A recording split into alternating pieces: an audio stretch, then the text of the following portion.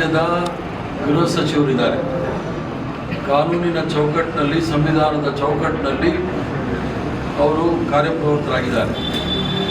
ಅವರು ರಾಜ್ಯದ ಮಂತ್ರಿಯಾಗಿ ಪ್ರಮಾಣ ವಚನ ಸ್ವೀಕಾರ ಮಾಡುವಾಗ ಸಂವಿಧಾನದ ಅಡಿಯಲ್ಲಿ ಅವರು ಪ್ರಮಾಣ ವಚನವನ್ನು ಸ್ವೀಕಾರ ಮಾಡಿದ್ದಾರೆ.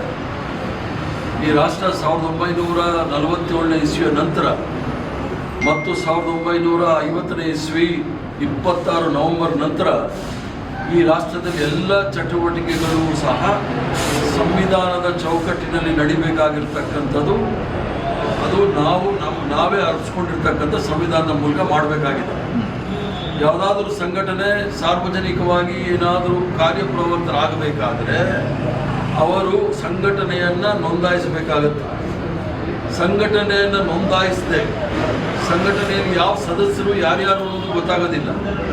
ಆದ್ದರಿಂದ ಒಂದು ರಿಜಿಸ್ಟರ್ಡ್ ಬಾಡಿ ಅಂತ ಏನು ಹೇಳ್ತೀವಿ, ನೋಂದಾಯಿತ ಸಂಘಟನೆಗಳಾದರೆ ಅವ್ರಿಗೆ ಅಕೌಂಟಬಿಲಿಟಿ, ಯಾರು ಜವಾಬ್ದಾರರು, ಇವರ ಕಾರ್ಯಕ್ರಮಗಳಿದೆ ನೋಡಿ, ಅದು ಬಹಿರಂಗ ಪಡಿಸ್ದೇನೆ ಹಲವಾರು ಕಾರ್ಯಕ್ರಮಗಳನ್ನು ಮಾಡ್ತಾ ಇರ್ತಾರೆ.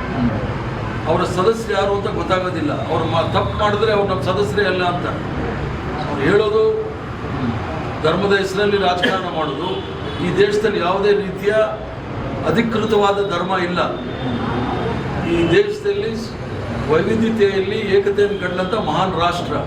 ಆದ್ದರಿಂದ ಅದಕ್ಕೆ ಧಕ್ಕೆ ಬರ್ತಕ್ಕಂಥ ಕೆಲಸಗಳು ಈ ಸಂಘ ಪರಿವಾರದವರು ಮಾಡುವಾಗ ಅದಕ್ಕೆ ಕಾನೂನಾತ್ಮಕವಾಗಿ ಏನಾದರೂ ಕ್ರಮ ತೆಗೆದುಕೊಳ್ಬೇಕಾದ್ರೆ ಗೃಹ ಸಚಿವರು ಯೋಚನೆ ಮಾಡಬೇಕಾಗುತ್ತೆ.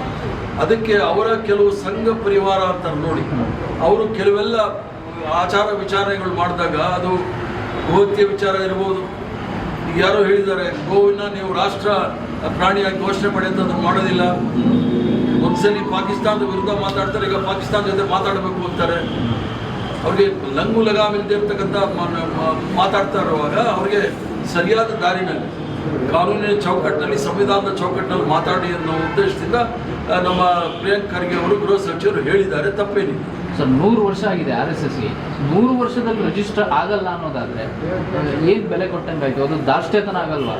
ಈಗ 100 ವರ್ಷದಲ್ಲಿ ಅವರು ನೋಂದಾಯಿಸದೆ ಮಾಡ್ಕೊಂಡು ಬಂದಿದ್ದಾರಲ್ಲ, ಹೇಳ್ಕೊಳ್ಳೋಕೆ ಇಡೀ ಪ್ರಪಂಚದಲ್ಲಿ ಅತಿ ಹೆಚ್ಚಿನ ಸದಸ್ಯರಿದ್ದಾರೆ ಅಂತ. ಆ ಸದಸ್ಯರ ಲೆಕ್ಕ ಕೊಡಿ.